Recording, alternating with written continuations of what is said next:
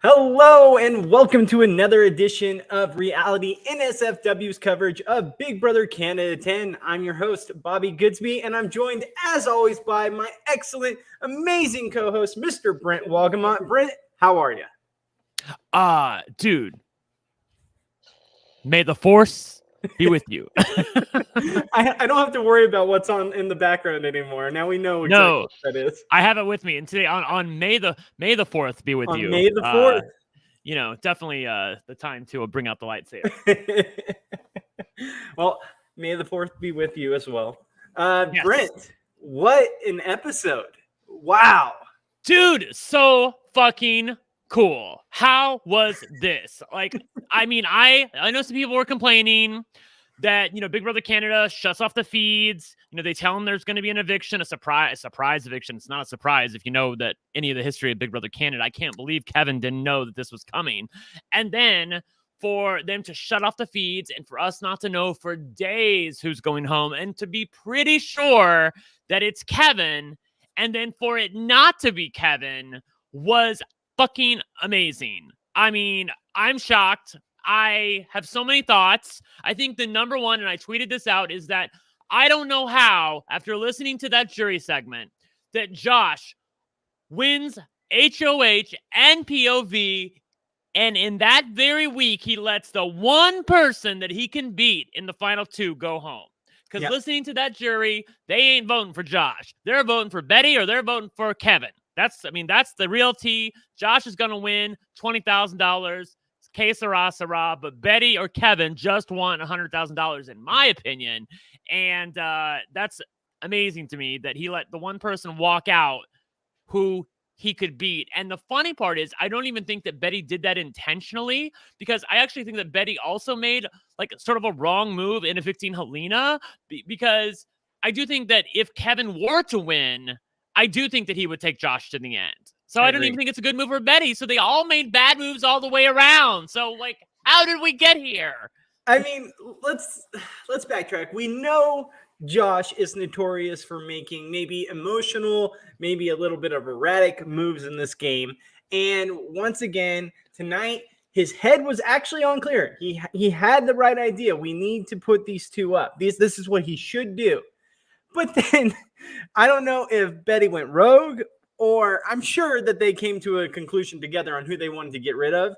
But the fact that they stuck on Kevin, there's so many ways to go about this. That one, amazing job. And I'm so glad the producer showed us this, because honestly, the producers have to be jumping for joy at the pure amazing episode that we got for Big Brother Canada. But in all, I just think that what Kevin did when he sat there and talked to Josh and said, listen, it's all good. I can't win. I'm happy for anyone who wins. He made it clear and put it in their minds that no matter what, Kevin wasn't winning this game. And honestly, on paper, it doesn't look good for Kevin in the fact that he hasn't won a competition to save his life.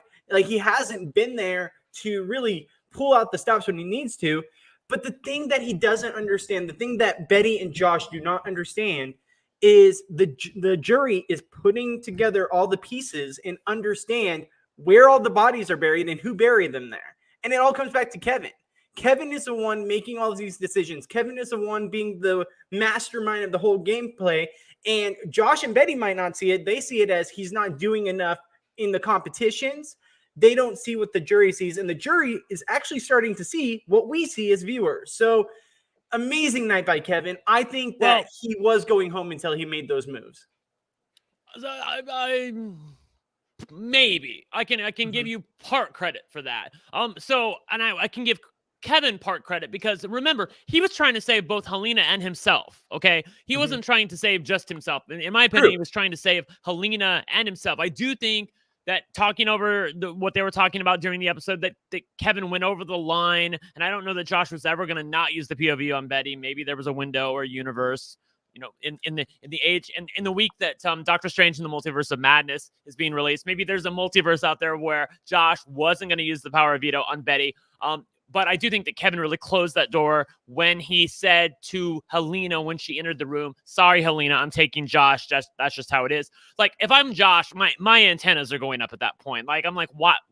Kevin's a better player than to say that to Helena in front of me. Like, obviously, this is a show. I think that Josh could suss out that it's a show. That was a show for Josh's pleasure, and he wasn't buying it. So I do think that Kevin failed on that point. But the fact that he got to stay. Look, here's the thing, though. I think that Betty and Josh, I think they know what they're getting with Kevin. If you watch the feeds, they are aware of the fact that even though they're saying that Kevin can't win, or Kevin shouldn't win, or he's the evil mastermind of the season, or he's evil or whatever, they're very aware that he is the bigger presence in the final two. If he gets to the end, he will be formidable. They are very, very aware of that. I think they're counting on the fact that they box him out of part 3 by winning part 1 and part 2, and he doesn't even have a chance to compete, and they take each other, and Josh loses to Betty. Like, that's where the season is headed at this point, unless Kevin pulls a final 3 out of the fire. I don't think if Josh wins that he's taking Kevin.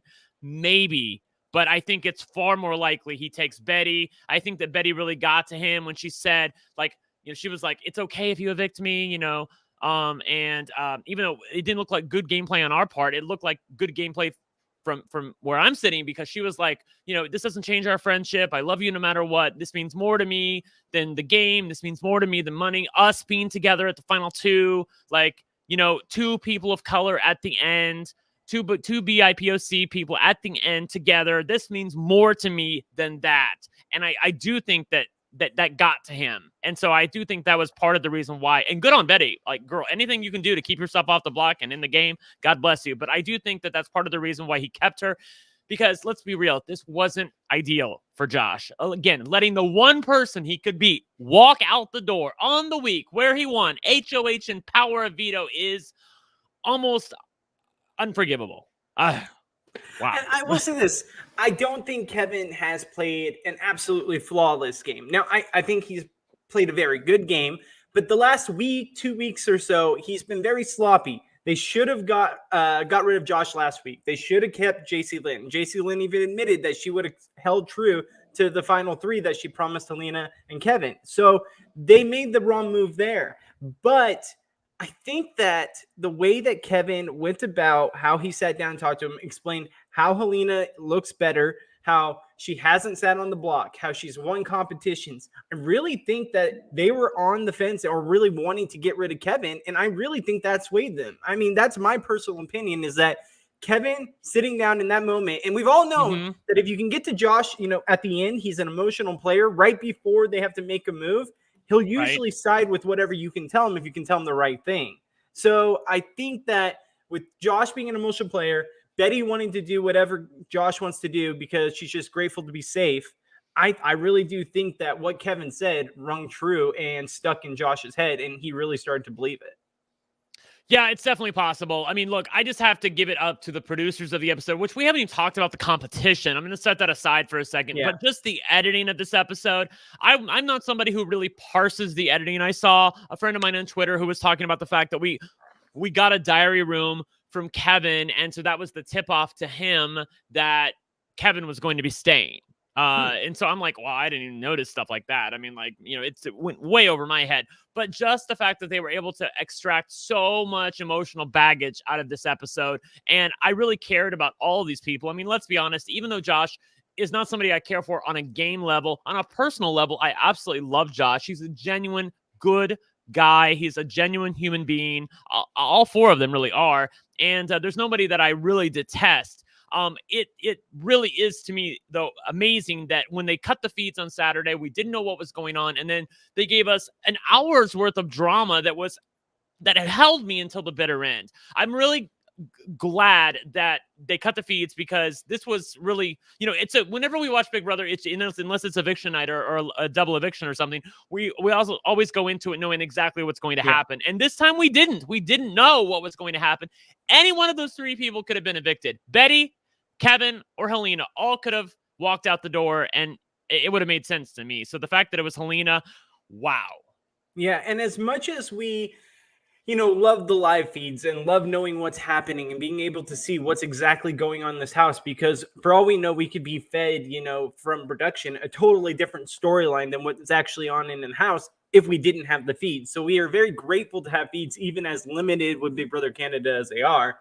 But this almost felt like a Survivor episode where we're not spoiled on what happens. We have an idea of what we think could happen, and then we're just absolutely shocked and bewildered by the actual outcome. That it really brings out that raw emotion of you, almost like you're watching a football game and your team scores the last second touchdown. And you're like, yes, that's how it feels. And that's the thing that I feel at times as Big Brother watchers, we miss out on because we're so glued to the live feeds that we spoil ourselves with all this information that the episodes are just kind of blah.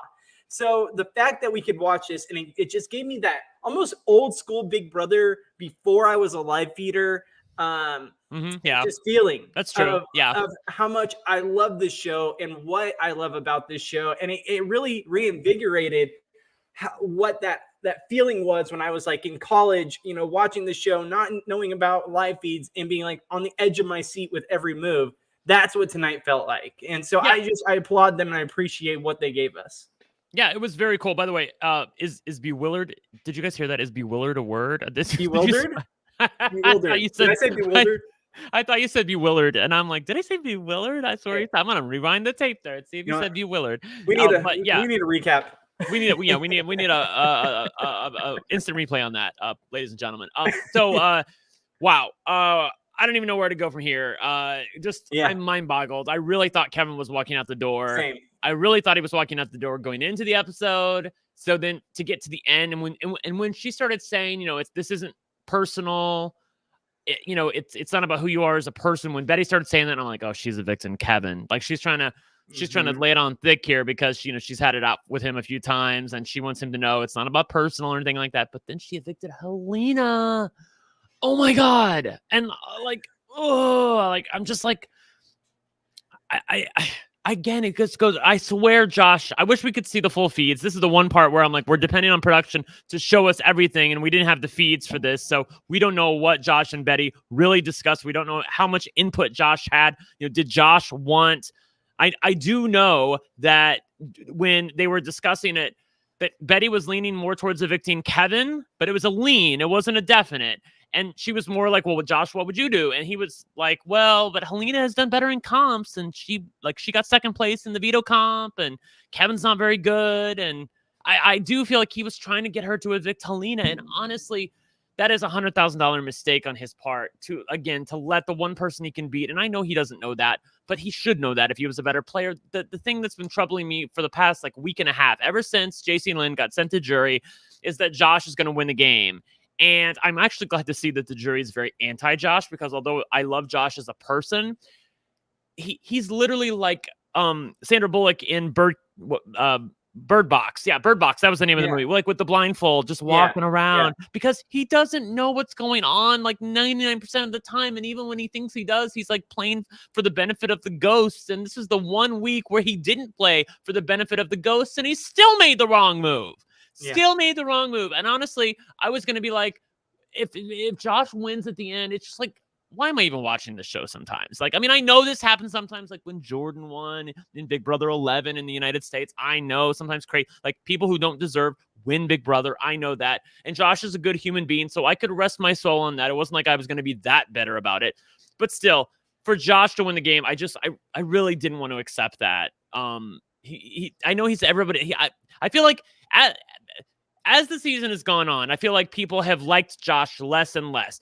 In the first 6 weeks, he was like everybody's puppy dog that could do no wrong. And then as time has gone on, people see that he's totally playing for Kevin's dick the entire time. And again, this is the 1 week where he didn't play for Kevin's dick. And yet still, Josh made the wrong move by letting Helena walk out the goddamn door. So, yeah. So, honestly, it all comes down to this last episode, really. If Kevin doesn't win one of the HOH competitions, which historically he's not been very good at, it's over. Betty's probably winning this season. Let's lock it in now. If he doesn't win, unless something crazy happens in jury, if Helena can talk to the right people, I don't know why in the world she would go for Josh, but maybe she gives him a little something to let them know that Josh was with them at some point. I don't know why she would do that. I don't know. I'm trying to talk to myself into a situation where Josh actually has a chance, and I don't know if I'm seeing it. But at the end of the day, for all you other Kevin lovers out there like me that are just shocked that he's there, we're still a long way from a win. He has to win this he has to win out. He has to win both competitions. If not, it's basically Betty's game. So we'll see. Let's talk about that, because Taryn tweeted about 30 minutes ago. He said, I hate how Josh is handling this decision. He's letting Kevin and Helena lean so hard into the narrative that he, meaning Josh, can't beat Betty, and that he's making an emotional decision by keeping her. If Josh still plans to bring her to the end, Taryn doesn't think that Josh can count on the Ghost's votes anymore. And that may be true. I don't think Josh played this well at all. It's amazing. You know, just like last week, Kevin and Helena had all the power in the world, all the time in the world, and they totally botched it. Fast forward to this week. Josh wins HOH. Josh wins POV. Josh controls everything. Botched it. Still made the wrong move when you have all the power. It just goes to show in this game. Some people are not very good when they're playing from ahead. I think Kevin and Helena showed that last week, and Josh showed that this week. It's just not very good at making decisions when you have all the power to do whatever the hell you want. Yeah, absolutely. All right. So, I mean, there's so much to go over, yet so little to go over, because we're there. Tomorrow's the finale, guys, and this is it. So, do you want to talk about what we think is going to happen tomorrow and what we think about outcomes? Before we do that, I want to talk about the POV comp, because yeah. Go ahead. Let me say, Big Brother Canada could never. I mean, sorry, Big Brother US could never. Big Brother Canada could, because oh my God, this was breathtaking. This was so astounding. Like, I can't even believe how good this looked, and it was so fucking cool with the maze. And like, do you guys remember like during like Big Brother Over the Top? I don't know. I'm really going in the weeds with Big Brother Over the Top. But like, it was like a maze to get to the corn, and then you had to get out, and like there was nothing beyond that. It was just a maze. Okay.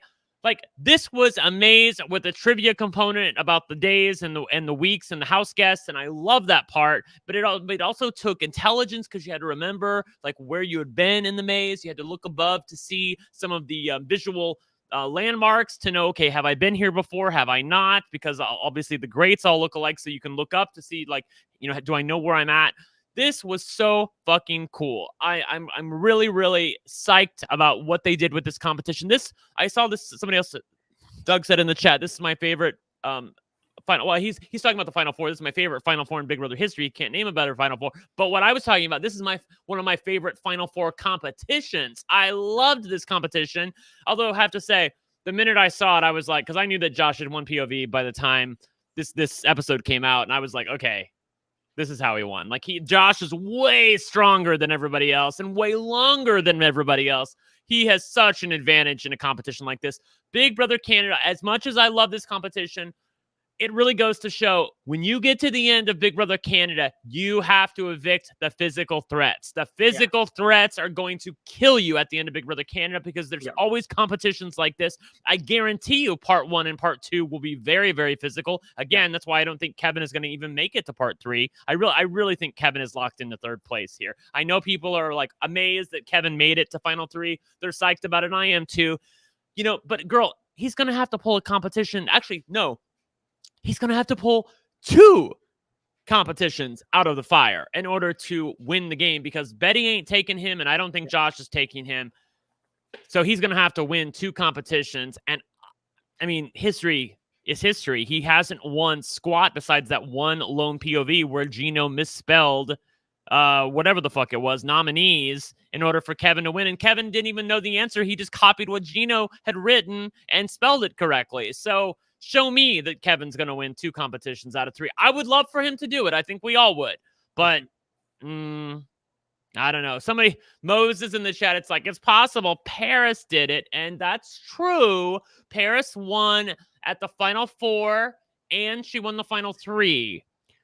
But, I mean, okay, show me first, and then I'll believe it. But I'm not. I think my heart can't take it. Okay, my heart can't take it, because I'm like, we all want Kevin to win. I think most of us who are watching want Kevin to win. I'm sure there's a minority of people out there who are like, we can't stand Kevin. But I think most people are rooting for Kevin. I think secondly, most people are rooting for Betty. I think there's a large contingent of people who are rooting for Betty. And I don't know anybody who's rooting for Josh, really. So it's like the fans are mirroring the jury a little bit in terms of like Kevin, Betty, and then Josh. Okay, so that's kind of how it is. You know, it's funny because for me, I'm Kevin and then Josh and then Betty. I have to give Josh credit for the competition. For what? He's won. For the competitions he's won. Not what he's done with the power, but he has won competitions and he's at least shown. So is Betty. Betty's won an HOH and 2 POVs. What is he? He won what? I think he's won the same. Like it's recency bias. Down the stretch, okay? No, okay. But I do agree with you on that competition that it was very much so lined up for Josh to easily take, because I agree. You have to get rid of any physical competition you have in this game before you get down to the final stretch, because if there's someone there that you can't beat in physical competitions, you're not going to win. Like, you're just not going to beat these people at the end game. So you need to bring along people, one, that you can trust, people that you can beat, and people you can beat in competitions might be the most important thing until you get to the finals. So I agree with you on that. Now, as far as it goes towards tomorrow night, do we see, and maybe I'm crazy for thinking this, but I think there is a tiny, tiny, tiny possibility that Kevin once again is able to get in Josh's head, just like I believe he got into his head tonight, and convince him, listen, you can't beat Betty. Because there was part of him that was trying to debate how he should get rid of Betty, because Betty can beat anyone at the end. Kevin has been submitting that for a long time now, that Betty can beat anyone. So maybe when Josh sees the money just sitting there and he wins the competition, is there a chance he takes Kevin, because Kevin has made it clear that Josh is winning over Kevin, but not over Betty?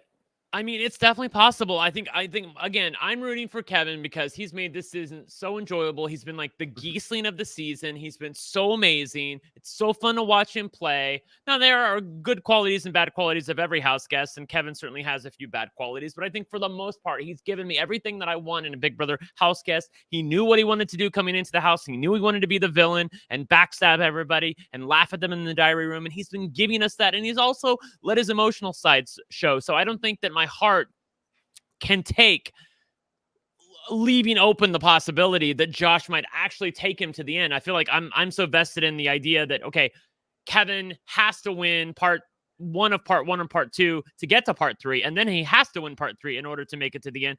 But you're saying even if Josh wins part 3, he could take Kevin. Yes. I mean, I guess that's true. You know, Kevin has been putting in a lot of work in terms of like, hey, Betty can't win. I just think that Josh is a doctor. He's always trying to do good work in the world. He doesn't need the money, I don't think. So, and I mean, I think he's like a resident still. So maybe he hasn't made big bucks yet. I don't know, but he ain't poor. I'm just telling you that. If he doesn't really totally care about winning, and again, I don't think that Josh even likes playing Big Brother. If you guys, I saw that on Twitter, someone was like, Josh doesn't even like playing Big Brother, and he's about to get to the end of the game.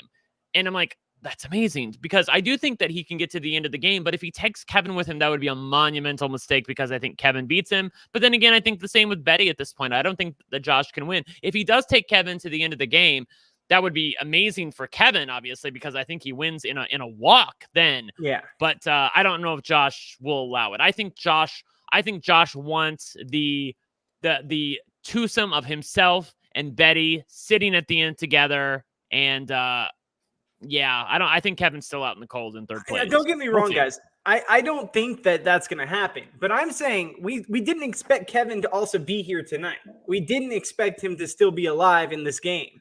So I'm saying that I feel like the way that we have seen Josh be a little digmatized by Kevin, like you said, and the fact that he's been putting in the work and putting in that information into Josh's head, letting him believe that he can beat Kevin, but he can't beat Betty.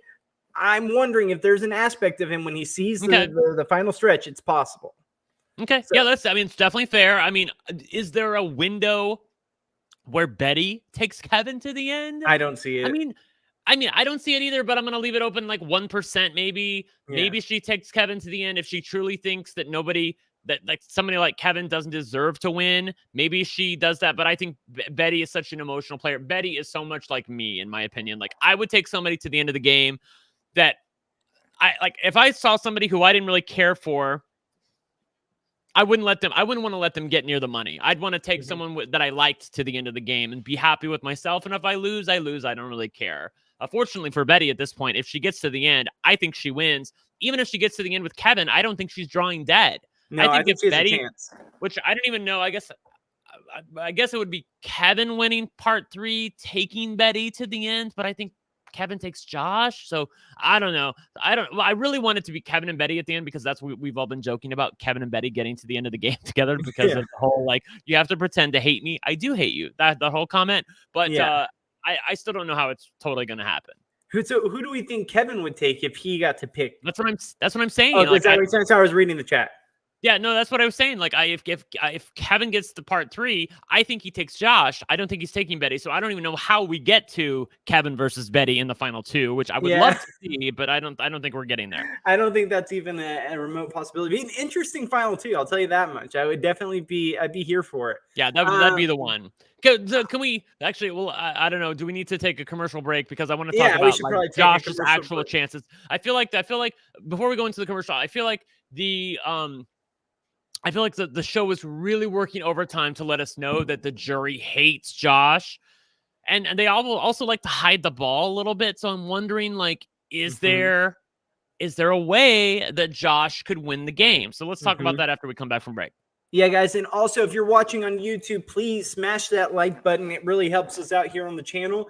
And if you can, hit that subscribe button as well. That would be great. And hit the notifications bell so you can be notified whenever we go live with episodes. Now, this is the last episode of the season, but hey, we'll be back for Big Brother US in just about a month and a half. So we'll be right back after this commercial break, and hit that like button. Oh, also, put in some questions in the chat, because we'll be answering questions when we come back. All right, see you in a minute. Lucy Nicotine is a company founded by Caltech scientists and former smokers looking for a better and cleaner nicotine alternative. Finally, tobacco alternatives that don't suck. Researched and developed for 3 years to be made for people, not patients. Lucy has created a nicotine gum with 4 milligrams of nicotine that comes in 3 flavors: wintergreen, cinnamon, and pomegranate. Lucy also has a lozenge with 4 milligrams of nicotine in cherry ice flavor. Each and every flavor actually tastes great, and it's convenient and discreet.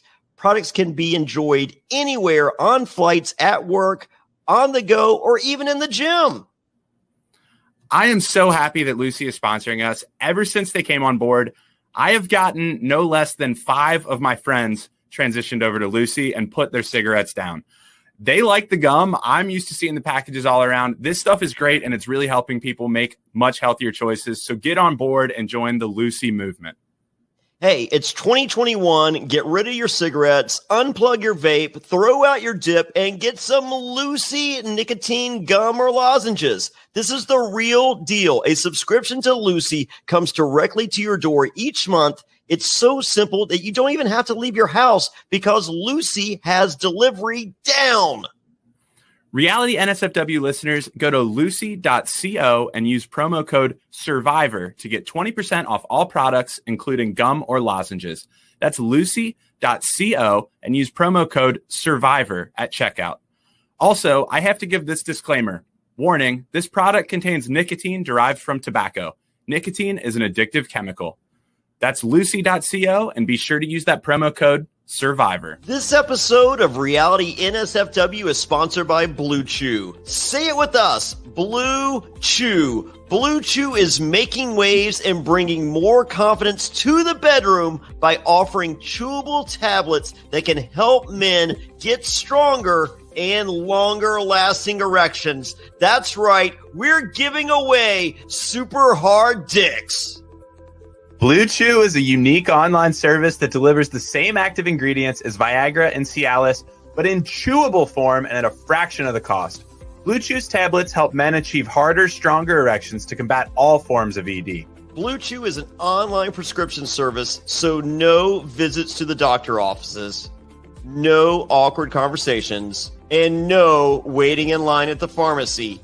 And it ships right to your door in a discreet package. The process is simple. Sign up at BlueChew.com, Consult with one of their licensed medical providers, and once you're approved, you'll receive your prescription within days. And the best part, it's all done online. Blue Chew's licensed medical providers work with you to find the right ingredient and strength for your prescription. Don't like swallowing pills? No problem here. Blue Chew's Sildenafil and Tadalafil tablets are chewable.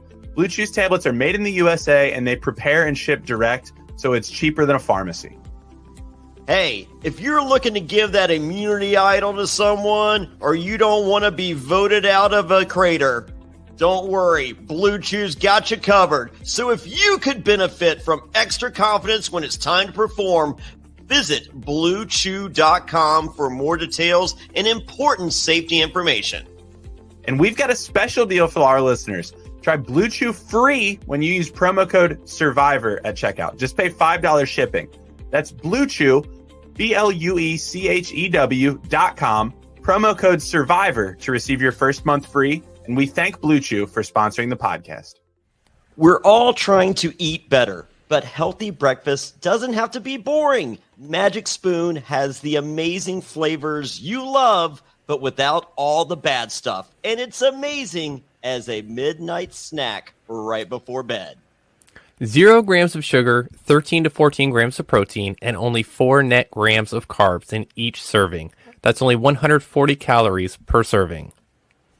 It's keto-friendly, gluten-free, grain-free, soy-free, and low-carb. And build your own box. Available flavors to build your very own custom bundle are cocoa, fruity, frosted, peanut butter, blueberry, cinnamon, cookies and cream, and my favorite, maple waffle. Now, Magic Spoon recently brought back their 2 super popular flavors, cookies and cream and maple waffle. Thank goodness. But they're back permanently.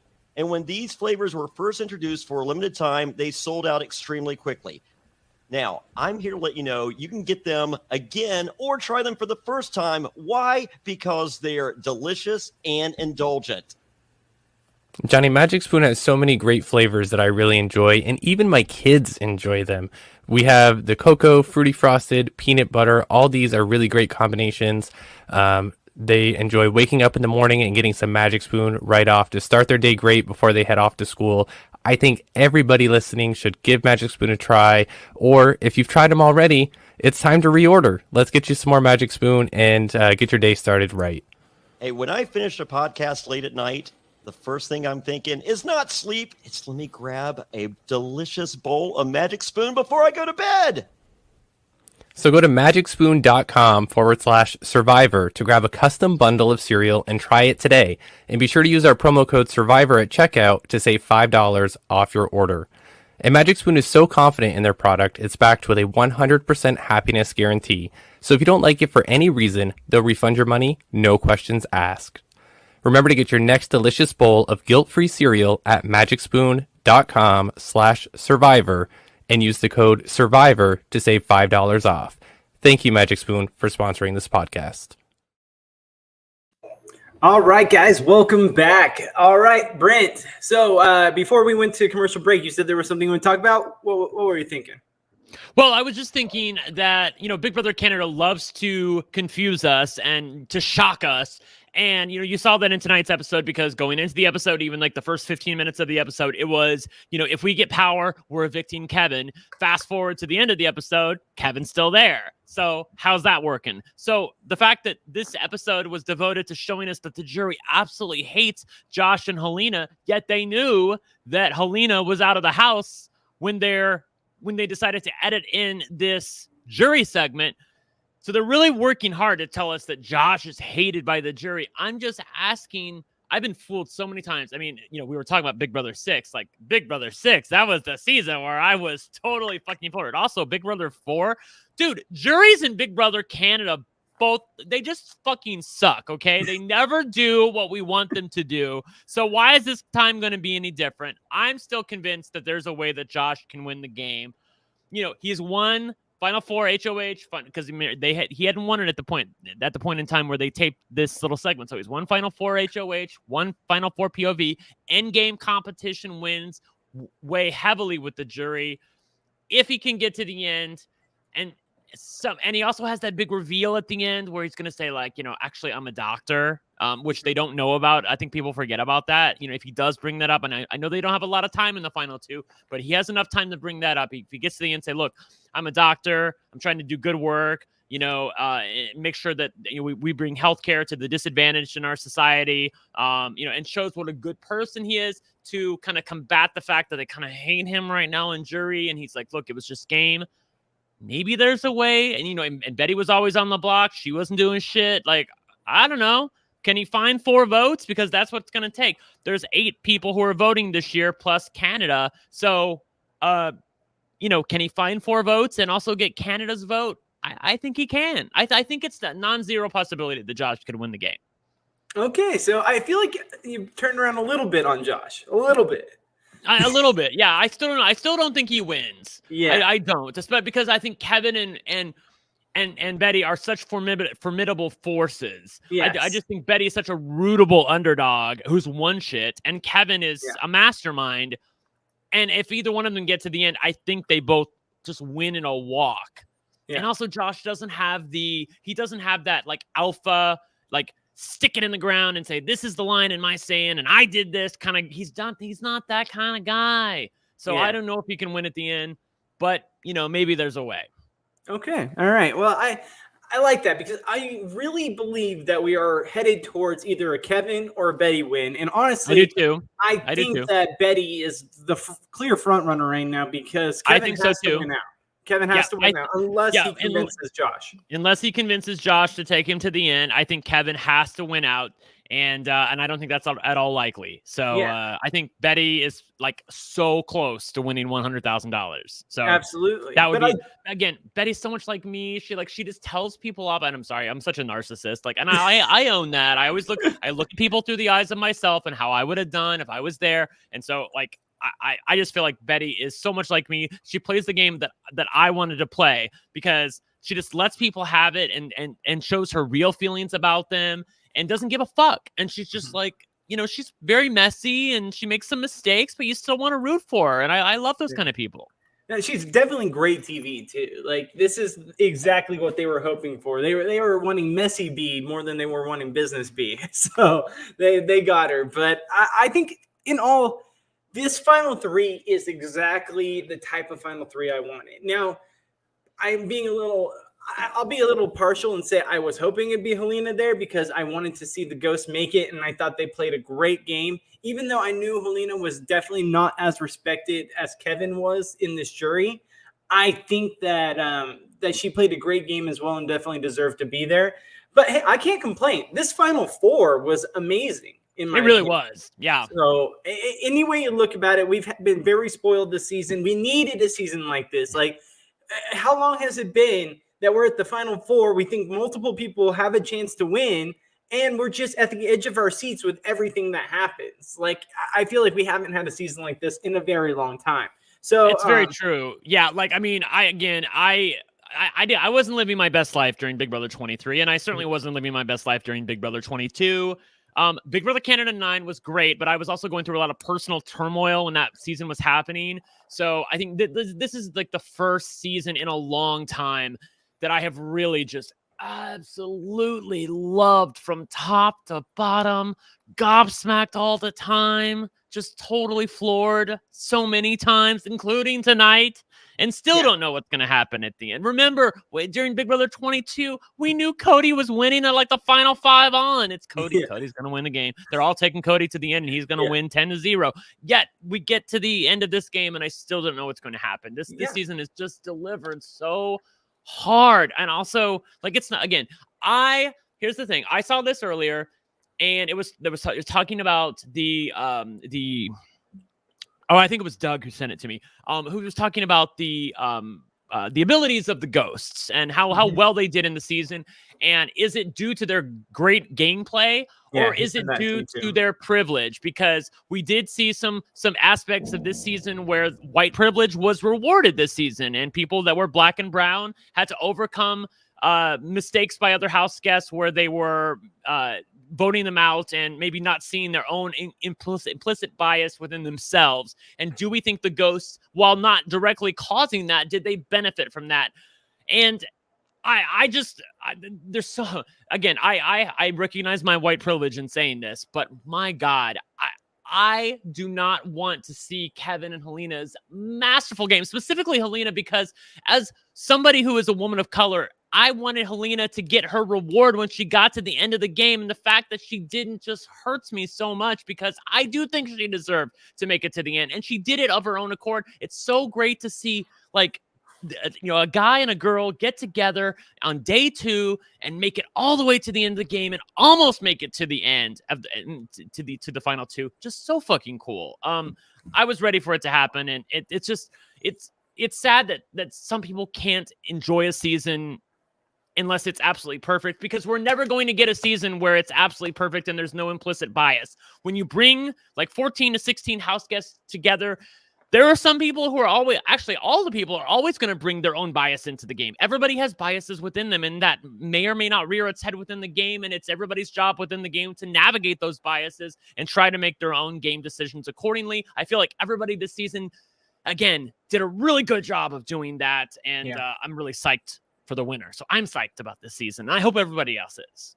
Yeah, and I think that's taking away from the actual gameplay that Kevin and Helena have done all season. I think that while I understand, implicit, like them being unaware of maybe they're benefiting from white privilege that they don't know they're benefiting from. Yeah. I understand that, but I also think that they have just played fantastically, and I think that they need to be rewarded for what they've done in the house and playing with the cards they were dealt. So I absolutely tip my hat to them. I think they're fantastic game players, both of them equally. Do I believe Kevin should win this game? Absolutely. Did I believe that even when Helena was in the house? I still did. But I can tip my hat to both of them and say they both played a masterful job. I would have been happy with either. Jenny, I don't know what you're talking about. Brent, stop ragging on Kevin. What am I ragging on? Kevin should win the game. Kevin's amazing. Like, what are you talking about? Like, I don't know how I at this point, the only thing I could do more for Kevin is suck his dick. Like, what do you want from me? Like, come on, girl. Good. Anyway, Kevin is amazing. I love Kevin. He might have benefited from some bias, but I think some people, when you put 14 to 16 people of all different races and creeds and orientations together, I'm sorry, I'm cracking you up right now. I can never have said that on RHAP. I love being over here at Reality NSFW. Like, when you put people like that together, you're always going to get some implicit bias. It's impossible to remove it from the game. The people that drive me the most crazy are the people who see something happening in the house. It's not even nothing overt, just some implicit bias that some house guest shows at some point in the game, and they're like, why is this allowed to happen? Don't we have Arissa Cox as the executive producer? I'm like, Arissa Cox, last time I checked, does not have a fucking magic wand and can just wave away implicit bias whenever the fuck she wants. Like, girl, come on. So, I took you out, huh? Okay, so let's go back. We decided to ask you, or have you guys ask us some questions in the chat, and I remember we saw a couple back here. So, Courtney wants to know this: is there any way Helena is going to be able to, put in the work with this jury? Do we think that there's any way she puts in the work for Kevin or possibly any of the other players? Yeah, I do think so, because she has time. And remember, this took place on Saturday. So she's had 5 days to be in jury. I'm sure if she walked in and started telling people, look, Kevin played a great game, you need to vote for Kevin, that might have actually done harm to Kevin. But I think Helena coming into jury and having some days to spend with these people, get to know them, let everybody know this is what Kevin and I were doing. I don't know that she's the best deliverer. She's not the best messenger for this. But I think that if they were not sure about voting for Kevin, I do think Helena being in jury at the Final Four is probably the best thing for Kevin's game at this point. And from everything we have seen in this jury house segments, they all love Kevin's game. We haven't seen them talk much about Betty's game, but I have to believe they at least respect Betty's game, or at least see her as an underdog, because maybe they're not highlighting as much as, I'd say Kevin when we see these segments, but I still think that they're giving Petty a fighting chance in this. So I think when Helena goes there, she definitely needs to put in the work. And she said when she pulled Kevin into the storage room that, hey, if I go home, I'm going to make sure I, preach your name to this jury and make them see what I see and what they should be seeing and what we've done. So honestly, part of me feels like if Kevin gets there, Helena not being at the final two with him might be amazing for his game, because any of those swayed boats that weren't on his side that maybe thought he was a little bit of a rat, and maybe like a Gino or a JC, I can see them listening to Helena and being like, oh, okay, well, that makes sense. This is all lining up. Or they could be like, listen, we didn't like you. We didn't like your game, Helena. We think you're not that good of a player. You're just a liar, all this stuff. And it really backfires. But I think that it's going to benefit him in the long run. I think it's going to benefit him, but not for the reasons that you said. I think it's going to soften Kevin with the jury. If there are any people that are feeling a little burned by Kevin or think maybe he wasn't doing enough in the game, they don't want to reward someone who won one POV and that's all he won. Although, like I said, he's going to have to win the final HOH to get there, so that'll be something if he gets to the end.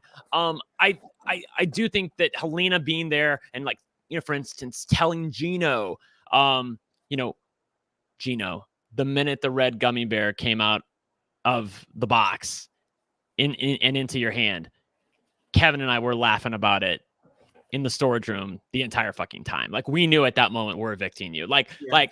Just to let people in on some of the behind the scenes stuff that was happening that they don't know about. I think we'll just let them okay, Kevin's playing the game hard. He knew the entire time. So when he was telling me that, he was gaming me, huh? Oh, okay. So I do think that it helps Kevin, and they'll want to reward him. Yeah. I agree. All right. So I'm trying to see any other questions. Oh, okay. Right here. Nowhere, man. The best question of the night. Can you guys please come back and do one more post-game show tomorrow? Well, as I told you guys last week, girl, I am living my best life. I see a lot of people in the chat that are like, Brent, we miss you. Yeah. RHAP isn't the same, and I appreciate that. I hear all those comments. I appreciate them. They are compliments to me. I'm glad I left 6 years with one organization was amazing, and I love my time over there, and I don't have any animosity whatsoever. Gosh. The thing is, though, as I told you last week, I'm living my best life. I look the best I've ever looked. I saw somebody in the chat thinking I lost weight, and he was like, well, I don't know is it okay for me to say Brent lost weight? And Heather was like, Brent's lost 85 pounds. Girl, I haven't lost 85 pounds. I lost 60 pounds, okay? Well, what? She said I lost 85 pounds. Was I that fat? I don't think I was, but I've lost 60 pounds. I've been working out. I'm in the best shape of my life. I'm working my ass off. I got my dream job with my dream guy who fucks me all the fucking time. And oh my God, I'm living my best life. So yeah. So to tell you guys what I'm trying to lead up to, I put in my 2 weeks at my job. So I have 3 more days to go. And unfortunately, tomorrow night is one of those nights. So I will not be here tomorrow night for the finale. I look forward to it on Twitter. I'm so excited to see what happens. Maybe Kevin can pull it out at the end. But I don't want to call in, at your 2 weeks. That's very gauche. I don't want to be that guy. So I could call in, but I don't want to. So I'm going to leave it to Bobby. Are you going to be around? Do you want to do a show tomorrow with anybody? No, unfortunately, okay. I can't either. Yeah. My fiance is the one who takes the baby while I'm doing these shows. So you can't just say, hey, can you do it again? Yeah. Yeah, I'm the one who's on the West Coast, and this is baby's bedtime. So for me over here, for me to tell her multiple nights in a row, hey, you need to put the baby to bed and deal with her for 2 hours while I watch reality TV and podcasts about it, doesn't really work that well for me. So, but however, there might be times in the future we might be able to podcast more. But right now, Wednesdays are what works for us both. It works for both of our schedules. And honestly, Brent said, we honestly love what we do. We love coming here and bringing you guys this content. It's really been a dream for me. I mean, I know I say it every end of every season, but the fact that I didn't get a ton of opportunities at RHAP, and then I came here because of Brent, and I get to do this once a week, every single week of the season with you. It's just a dream come true. So we might not be on RHAP, but guess what? You see, I don't know if you guys see this, but you see the viewers we bring in? We're matching what some of the RHAP viewership is over there. No shade to them, but I'm just impressed that we were able to do this. Just 2 guys that came from RHAP. Just mostly 2 guys. Mostly Brent. I'm not unaware of what the reason people come here for, but I'm grateful that people leave great messages for me too. So I'm very grateful. They do love you. I think you're a good balance to me. Everybody needs a good straight man. You're literally my straight guy. So yeah, everybody needs a good straight man. A couple people. Yeah, exactly. So I think it's good. Somebody needs to, again, that episode that I did where it was just me talking, I'm never doing that again. Like I won't put you through that again. I got through it, but again, me talking the entire time, I just found a little frantic. I listened to the playback and I'm like, I can't imagine that was great to listen to. So yeah. I used to work in ESPN radio, and there was times where my co-host wasn't there, and I'd have to do the actual radio talking about sports for 3 hours by myself. It's scary. It's scary because, I mean, as much as I love talking about sports, dear Lord, it gets very like, what do I go on you with here? You can't rest your mind. Like when there are times where you'll talk for like 30 seconds and I can just shut my mind off for like 15 seconds. I'm hearing what you're saying, but I'm also not actively thinking about what am I going to say next? What am I going to say next? When you're by yourself, you always have to think about what you're going to say next. Otherwise, it's going to be dead air. It's an awkward pause. Yeah, and we feed off of each other. Like you say something and it sparks something in me. Like, oh, that's a good idea. I can go off of something like that, and we go off tangents. So that's definitely it's helpful having two people. Cool. Excellent. All right. So is there anything else you want to go over? Because I'm not seeing this is the last show of the season. I saw Jessica say, Brent, are you watching the Johnny Depp Amber Heard trial? I have seen snippets here and there. I saw the psychologist for Johnny Depp was on the stand, and she apparently wiped the floor with Amber Heard's attorney, who like Amber Heard's attorney was like purposely trying to get stuff wrong. And every time the psychologist was like, no, that's not correct. No, like at one point, this exchange happened at one point and just made me fall on the floor laughing. The attorney said, ma'am, can you read page 502 line? No. Like she cut her off the width. So if you don't know but she was like, can you read page 502 line 29? And the lady didn't miss a beat. And she was like, no. Like I cannot read that. Sorry, not doing it. Like, apparently I didn't know that. Like I did not know that witnesses can decline to do something that is asked of them by the defense attorneys. I didn't know that. Did you guys know that? I had no idea. Bitch was like, no, I ain't doing that. Fuck you. I added that last part. She just said no, but that was implied. You understand? So yes, I have been watching it here and there, but it's so weird because, again, we're on Reality NSFW. I can never say this over at RHAP, but over here at Reality NSFW, because like the thing about RHAP is they don't want a fucking hot potato. That's why I got fired, because I sent too many hot potatoes into Rob's lap, and Rob, love him, but he can only handle so many hot potatoes. Bobby's laughing because he knows it's true. So, I have opinions, and so I let those opinions out. But, I could never let my opinion out on this, because whichever way I went, if I said the wrong thing, so many people would write to Rob and say, when are you going to fire Brent? Why is Brent still there? And eventually, that happens enough. And at the end of the day, Rob just has to say, bye, Brent. So that's why I got fired. So, but here, bitch. Johnny Fairplay doesn't give a fuck, so I can say whatever I want about Johnny Depp and Amber Heard. My opinion of it is that I believe, looking at it objectively, I believe Johnny Depp a little bit more, but it also puts me in a really bad spot because I want to believe women, I want to believe Amber Heard, but there's just so many holes in the story, but also there's holes in his story, but hers are bigger to me, it's I don't know. Hot potato. It is a hot potato, man. But I want to talk about it though, because that's why I saw the comment. I was like, "Ooh, I can talk about Johnny Depp and Amber Heard." Yeah. Listen, as much as I love everyone over there, we're not at RHPC anymore, so we RHPC. Oh, I'm gonna keep that one. RHPC. Wow. That one came. Oh my god. Yeah, you're right. That's what it is. That's gonna get back to him somehow, and I'm gonna look terrible. But yeah. he can take it. Rob wished me all the best of luck. He's happy for what's happening over here. It's all good. I'm living actually, I texted him a couple months ago because I needed a reference for a job, the job that I got, my dream job. And it dawned on me that I didn't have a lot of people in my life who I knew literally, all my work before was virtually. So I texted Rob, was like, hey, I put you on this list. And he was great. So, everything's good. So no drama, mama. No. Okay, good. Well, that's good. I'm glad that he texted you back. I was wondering about that. Yeah, he can handle the shade. I think Rob's doing okay. Okay. Yeah, I think he's doing just fine. Yeah. All right. So one other thing, is there anything else you want to cover about this season before we get out of here? I think I'm good. Again, I'm so excited to see the winner. If Josh can pull it out of the fire, God bless him. He will have earned it. I'll say the way this jury is feeling about Josh, if Josh does win at this point, he will have earned it. So God bless him. And the other two, I think that they're probably going to win in a walk if they get to the end. So absolutely. I'm rooting for Kevin. I think Josh has a chance, and I think Betty's probably going to win. So it's kind of like there's so many ways you can go about I'd agree with that. Yeah. You can always find me at One Lucky Gay. I'm on Twitter. You can see me on Instagram at One Lucky Gay. That's if you put in One Lucky Gay and you're going to find me. I'll just put it that way. So yeah, there you go. And you can find me at Goodsby Bobby on Twitter. Also, since it's the last episode of the season and I'm starting this up tonight, hopefully it'll be out there tomorrow. For any of you out there, I know this is probably a small audience with everyone in this community, but if anyone out there are sports card collectors, I'm starting a sports card channel on YouTube. It's called Legendary Breaks. If you want to check it out, I'm going to be posting my first live video tonight, opening some cards, and then I'll be posting it to YouTube. I don't know how much this translates to reality TV, but maybe I'll get 1 or 2 viewers, and I'll be happy with that. So check it out. It'll be up tonight. If you're watching this after the fact, it'll be up tomorrow, anytime this week. You can check it out. Legendary Breaks on YouTube. All right, guys.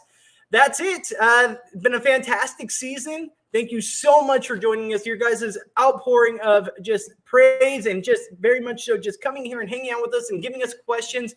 We can't tell you how much we appreciate it. We'll be back next season for Big Brother US. What is it, season 24, 23? What? I'm already off. 24? By the way, I just commented in the chat to Tracy because Tracy was like, have you told us what your dream job is? But unfortunately, I must have switched over. I must have hit something. I don't know what the hell I did. But I made it so that I'm talking as reality NSFW and not myself. So I don't know how to undo that. Anyway, point being that I'm still dealing cards. It's just that I went from working a job that is like 40 minutes away and driving back and forth, and also driving at night 40 minutes home when you're tired sucks, dude. But I'm literally working like a block and a half from my house. So I'm going to be walking to work, which I can't even, like, my mind, for as someone who's always driven to work, I can't even believe. Yeah. Like, I'm going to be walking to work, and I'm going to be making a lot more money because they make a lot more money downtown, and it's non-smoking. And I've always wanted to work there. They're very cool. I've always wanted to work there. So I'm very, very psyched about that. Very psyched about that. That's so, awesome. Yeah, my dream job with my dream life. Got the best body I've ever had with my dream guy who's fucking me right. Like a girl. Like, life doesn't get better than this. I'm just saying that. And you get your dream fellow podcaster here to experience exactly. it all. All right, guys. Well, that's it. We'll see what happens. You can follow us on Twitter. Check out my YouTube channel tomorrow, and we'll be back for the next season of Big Brother US in the summer. All right, guys. Thank you so much. We'll see you next time. Bye. And for more reality NSFW content, visit adfreeNSFW.com.